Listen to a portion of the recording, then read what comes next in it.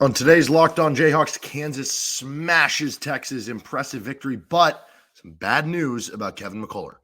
You are Locked On Jayhawks, your daily podcast on the Kansas Jayhawks, part of the Locked On Podcast Network, your team every day.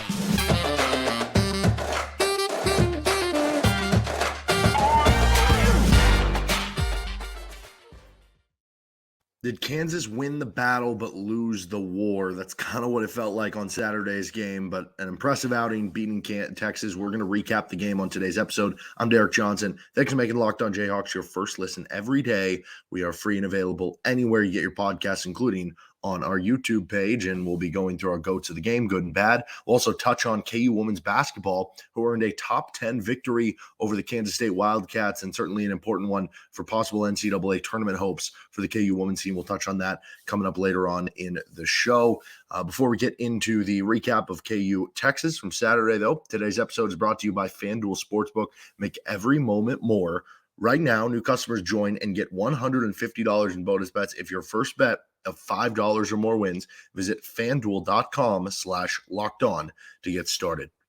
Kansas dominates Texas 86-67 as they cruise to an easy victory over the Longhorns. And the final time that you might be playing them, you could play them in the Big 12 tournament, but if that doesn't happen, then this would certainly be a good way to send it out for the last time you play them before they go over to the SEC. You know, really never a doubt type of performance, just an all-around domination for KU. You shot 62% from the floor. You played very strong defense. I thought especially setting the tone early in that game, you didn't really let up a lot of open shots. You didn't let Max Abmas get started. You didn't let him get free. Some of the shots that, Dylan Dessou or Abmas did make, which there weren't a ton of them for Abmas, they were well defended, right? Like you didn't really allow anything easy. And the very strong defense combined with the efficient offense shooting 62% was just a clinic that KU put on. And I think what made it honestly even more impressive was that they did all that without Kevin McCullar, and you did all that with some normal bench players. In the case of, Nick Timberlake in this one having to start playing really well, I thought. Like Nick Timberlake, obviously, he had double-digit points for you. And really every player off the bench made some sort of contribution. Like Parker Brown had a couple of blocks in 7 minutes of play. Jamar McDowell continues to hustle and play, I think, fine defense, and he scored 5 points and hit a three. Marco Jackson had 4 assists, including the behind-the-back assist, which, is a little bit of when you're struggling, like, do you really want to try that? But when I look at Marco Jackson's struggles, it's like I want him to be more confident. I want him to be super aggressive, use the athleticism that you have because that's your skill. And so I actually, even if that would have ended up being a turnover on the behind-the-back pass, I would have actually appreciated that more than seeing the classic play where he catches the ball, drives to the elbow, kicks it out, and then nothing happens to it, right? That is more of what you're looking for. You want him to be aggressive. You want him to, because he is a talented, skilled, athletic basketball player. But speaking of which, with Kevin McCullar, him being out kind of becomes, one of the big storylines. Certainly from a long-term perspective, that's the biggest storyline from this game. Like Kansas blasting Texas, that doesn't all of a sudden show that they can make a Final Four. It doesn't change their resume all that much. It was nice to see. It was a good win. It was good to see from what some of those bench players did. And, it sets you up in the right direction heading into these Final Four. It's important and everything. But the Kevin McCullar injury is the bigger long-term effect, impact, and story out of this game. It is becoming, or is already there, very concerning that he's playing than not playing. And now, based on some of the comments, it almost makes it seem like it's not even going to be the yo-yo. It's just going to be, axed to it. Because Bill Self said on the pregame radio, he said McCullar has a bone bruise on his knee. Whenever he gets hit or there's certain movement, it hurts to the point he can't operate. He's doubtful for BYU game on Tuesday. The goal is to have him 100% in the NCAAs. He's, quote, not close, end quote, to that now. Then in the post game, he added that he's not sure if Kansas will get Kevin McCullar back this season. He said it's week to week with his bone bruise on his knee. Self hopes McCullar will be able to help Kansas in the postseason. So that's not ideal. That's not great. And I do think, going back to comments a couple weeks ago about, operating a little bit differently, playing to something else, especially after Houston won at Baylor this Saturday, where it becomes a little bit tougher for the path. Like, theoretically, Kansas could win out and it still might not win the Big 12 if that was Houston's only loss. So it becomes a lot harder to winning the Big 12 title, and that even takes Kansas winning out, which is going to be very difficult, even more difficult if Kevin McCullar's out for a few of those games, right? That do you just sit Kevin the rest of the regular season and maybe even the Big 12 tournament and just say, hopefully you're back in the NCAA tournament? That's almost the feel that I'm getting. I think that would be the smart thing to do for what it's worth. And maybe in a weird way, the fact that Kansas isn't in a position where it's like, hey, we have to grind this thing out to win the Big 12 title because they're in a position where they're 2 games back with 4 to go. Maybe that actually behooves them for the NCAA tournament, that Kevin's not going to be like, you know what, I'm going to try to play through this injury and play at 60%, and it's going to make it so I'm 60% the rest of the season. I would rather he, not play these next 2 weeks, because realistically, Kansas is probably going to be a 2 or 3 seed in the NCAA tournament regardless. I don't know that there's that much difference in the path. Just get Kevin healthy. That's the biggest difference for Kansas in the postseason, or at least as close to 100% as you possibly can. And the yo-yoing, him playing some games then not playing other games, I don't think that works for this. Just let him sit and let him get that health, even if it costs you losing at Baylor and at Houston as a result of that. Anyway, back to the game. Kansas was 29 of 44 from 2. That was good for just under 66% from the floor. That led the Jayhawks to a 52-34 advantage, points in the paint. Kansas also had a 34.8% offensive rebound rate. That was a top 5 game for Kansas this year in terms of offensive rebound rate. And all of that interior dominance, the offensive rebounding, the scoring inside, getting whatever bucket you wanted, that kind of was the game. Like, Texas hit 9 threes at 35%. That's very good to solid, right? Kansas only attempted 8 three-point attempts. Kansas had 1 more turnover than Texas, which actually helped Texas lead by 2 in points off turnovers. Second chance points only favored Kansas by 1. Fast break points by 4. Texas had 3 more steals and 1 less assist against a team who typically thrives there. None of those stats signal that Kansas should have blown them out. Like, yeah, you could have squinted that and say, okay, a lot of those are close. Like, Kansas could have won the game. Probably was a close game. All of those together, though, do not signal it being a blowout, which it was. Because guess why? Scoring easy buckets at a high volume and at a high rate, doing it a lot and getting them, getting a high number of them, making a lot of them, that's Bill Self basketball. Like, that is the most important thing to do in basketball. That's the big thing with, we hear analytics tossed around in basketball all the time. The idea there is taking the most efficient shots and maximizing efficiency, right? It's not, I don't know, you don't term Bill Self basketball analytic basketball, but there is a lot of crossover there that you might not realize, because the idea is getting the most efficient shots. And I think sometimes people cross over that, people are in analytics are trying to tell you the 3-point shot is the most efficient shot in basketball. It's not. That's not what they're saying. Actually, the most efficient shot in basketball is layups and dunks and shots at the rim. 3-point shots are more efficient from an analytic perspective than like mid-range shots, right? That's something that would be argued there. But that is the one thing that gets lost. And that's what Kansas did in this game. They buried them inside. They got easy looks whenever they wanted to. Dajuan Harris was able to drive and kick, or drive and take a layup. They had good seal-offs on the inside. Hunter Dickinson was great on the inside. This was KU's second most efficient offensive Big 12 game, according to Ken Palm.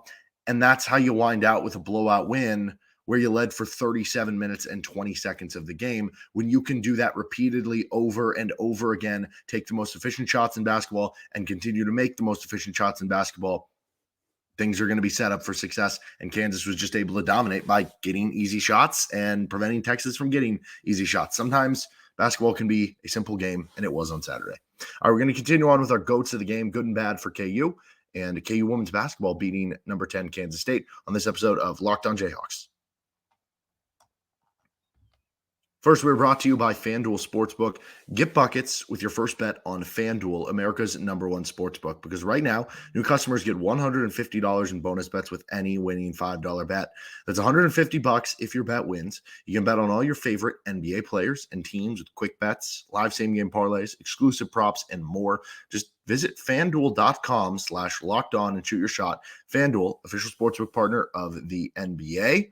You can get in on college basketball action. You can get some of your futures in for the NFL or MLB upcoming season here, and official sportsbook partner of Locked On.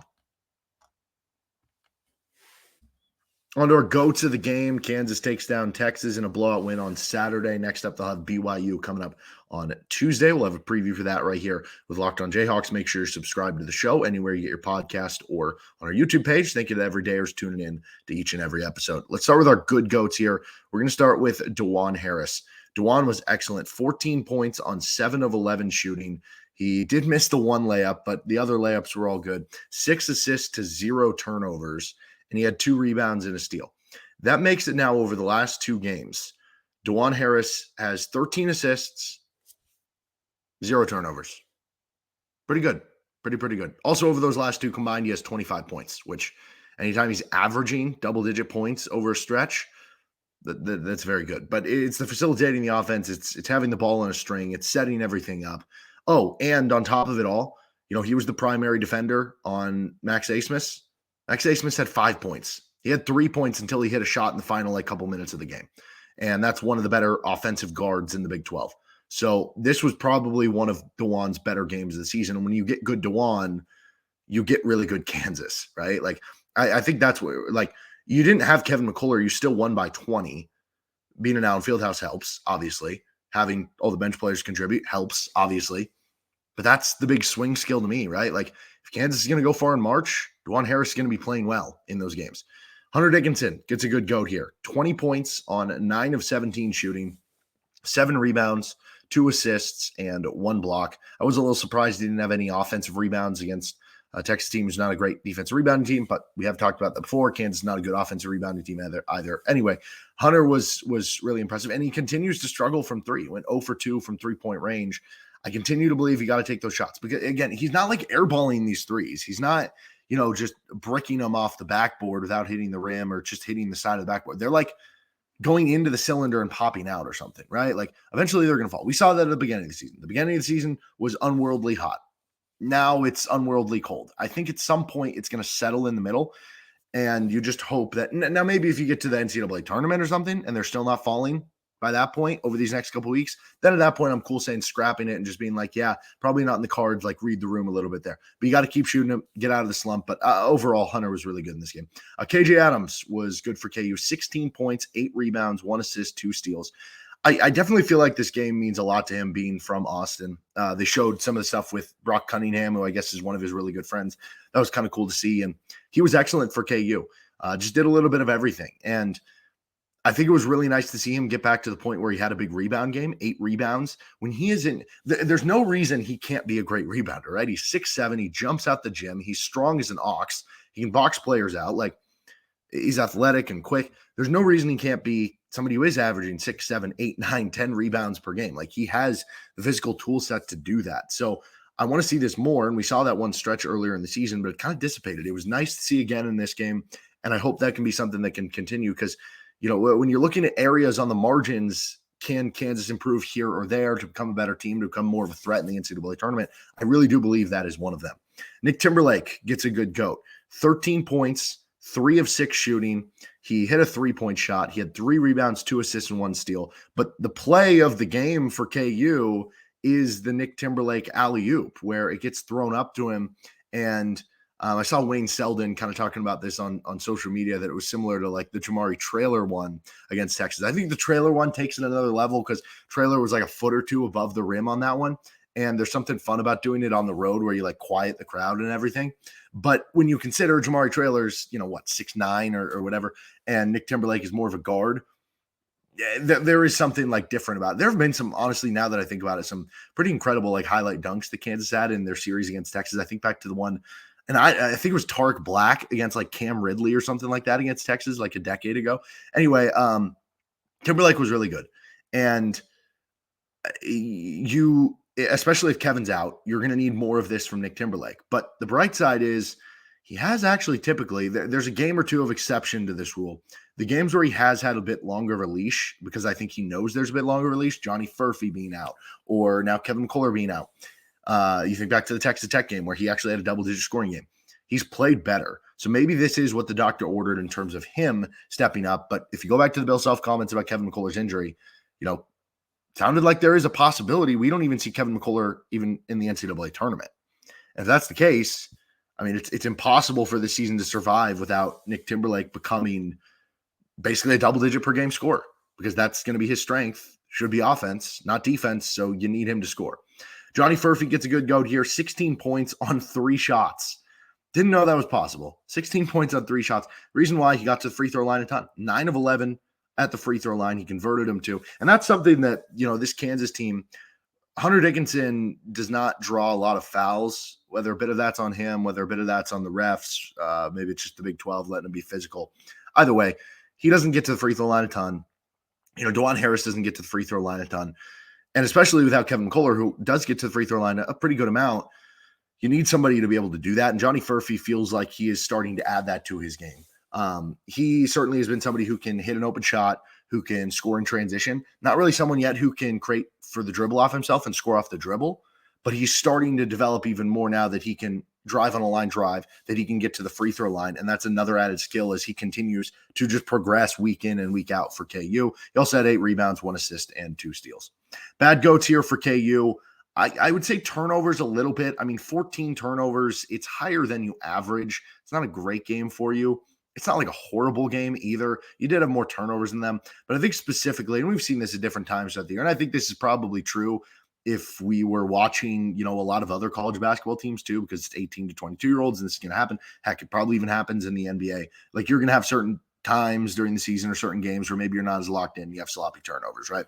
Like that start of the second half for Kansas, where it was just like sloppy turnover after sloppy turnover, where you left them a little bit of an open door to get back into the game if they would have executed better on offense, and or your defense wasn't playing as good, and or they were just hitting some shots. Like, if Max Asmus comes out in the second half and, hits a 3 or hits 2 threes or something while you're just consistently turning the ball over to start the second half, all of a sudden you let it turn into a bit of a game toward the end of it over the last stretch of the game. So you did leave the door open from that. And a lot of them were just sloppy, like you causing your own mistakes, turnovers. That was, I think, one of the bad goats. The last one here for bad goats, because I think every player kind of did their job or plus on the game. But Kevin's health, going back to that with Kevin McCullar, at this point in time, it doesn't sound like he's going to play Tuesday against BYU. I would prefer just to say, instead of being like, hey, we're going to use him in the hard game against Baylor and then have him sit the following game against Kansas State. No, just let him sit all of them for the regular season. Maybe he can come back for the regular season finale against Houston or the Big 12 tournament. Maybe it doesn't make sense to bring him back for the Big 12 tournament, because hypothetically, you could have to play 3 games in 3 days. And if you end up falling to the 5 seed, you could have to play 4 games in 4 days if you make it all the way to the Big 12 championship game. And maybe that wouldn't be great for somebody who's resting on his sore knee. Then again, you do want to shake the rust off at some point. Also, how does this affect KU's NCAA tournament seeding?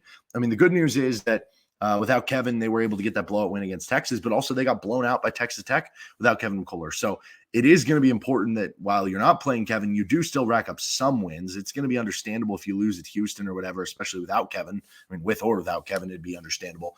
But it's going to be important you play well so the tournament committee doesn't ding you too much, so that you don't end up being like, oh, they gave us a 4 seed, because realistically we would have been a 3 seed, but they had questions about, is Kevin going to be back for the tournament or not? And maybe that's part of too with the Big 12 tournament. If you can get Kevin back, even just playing, that the tournament committee goes, okay, we see he played, right? But I guess that's kind of a future thing. And certainly it is a little bit scary. Kevin's had injury stuff throughout his career. And that was something we brought up in the offseason, that we were a little bit worried about, that this team was so thin and that they basically are counting on Kevin to stay healthy. And that hasn't really happened throughout his college career. So I guess there is danger that this could get chalked up with so many of the years that KU has had a key player. Typically it's been big men that was injured coming into the NCAA tournament. All right, let's finish up. KU women's basketball scored a big-time victory on Sunday with this episode of Locked On Jayhawks. Kansas women's basketball victorious 58-55 over number 10 Kansas State Wildcats. It was a game that Kansas had an unbelievable start. I think it was like 17-8, 17-5 that they opened up the game with. And then they just couldn't really buy a bucket in the second quarter. K-State hits a couple late shots at the end of the first quarter, ends up taking a 2-point lead at the break. Kansas has the last possession of the first half, and they turn the ball over instead of getting a shot up. Kansas State has a pretty good third quarter, but they kept it close. Defense played well. You were able to make enough stops when you needed it to, and then you just kind of gritted it out at the end, and you made your surge at the end of the game as you hit some big shots late, whether it's Holly Kerskeeter or Samaya Nichols or Taiyanna Jackson, some of the defensive stands you made turns into a gigantic victory for KU women's basketball. And it's a couple things. It's the continued turning the corner since they were close to being at 500 on the season. The defense has really picked it back up to where it was last year when they were having all their sort of success. And you see that reflected in this game where you held Kansas State, a top 10 team, to 55 points. Taiyanna Jackson, excellent. And she was a big reason why. 11 points, 7 rebounds, 8 blocks. Nearly had a triple-double with rebounds and blocks as part of that. And she held Aoka Lee, who was a National Player of the Year a couple years ago, to just 7 of 21 from the floor. So Taiyanna Jackson was excellent for KU to win this game. There's also the burgeoning superstar as a young freshman in Samaya Nichols. Samaya Nichols had 22 points in this game on 8 of 16. It's her 6th time this season with 20 or more points. And it is amazing on a team that brought back these 4 starters and has all these veteran players who have produced big-time numbers and career stats and all Big 12 awards. It is the true freshman with Samaya Nichols who is leading the team in points per game. And in the biggest moment of the season, when Kansas, who is right now a bubble team, was playing their rival at home, a top 10 opponent, she had one of her best games of the season and went for 22 points. She was hitting mid-range shots. She was driving to the rim and finishing. She had that beautiful spin move that was able to knock in, some layups after getting the defender to kind of shed off her as part of it. She is a burgeoning superstar, and she is only, touching the surface or touching the ceiling of what she could possibly be. That, I don't know. I guess I saw Kansas is going to be playing Iowa next year on the women's basketball front. I don't know if Caitlin Clark will be back or not. Probably go off to the WNBA. I don't know. You make a lot of money in NIL of college women's basketball. That she could come back and use her COVID year. Maybe she'll feel like she accomplished everything. I don't know. I guess it depends if they win the title or not. But that would be really fun to see a sophomore year Samaya Nichols against a 5th year Caitlin Clark. I am actually very much hoping that happens. And maybe that would be a game that, a lot of KU fans are interested in, and even though it's not in the state to travel out to and go see, because that would be a lot of fun. But this is a big impact for KU to possibly make the NCAA tournament. They came into this game, and when they were sitting at 10-9 or 10-10 or 11-10, whatever it was, they had a stretch where it was like, okay, you need to win all these 5 games. They did. Then it was like, can you go 2-2 in the last 4 here? And part of that, you needed to beat one pretty much really good opponent. As part of that, between Baylor, Kansas State, and Oklahoma. And then they have one coming up against UCF, which is like one where they're going to be heavily favored in and should win the game. Still got to play it and still got to, perform and everything.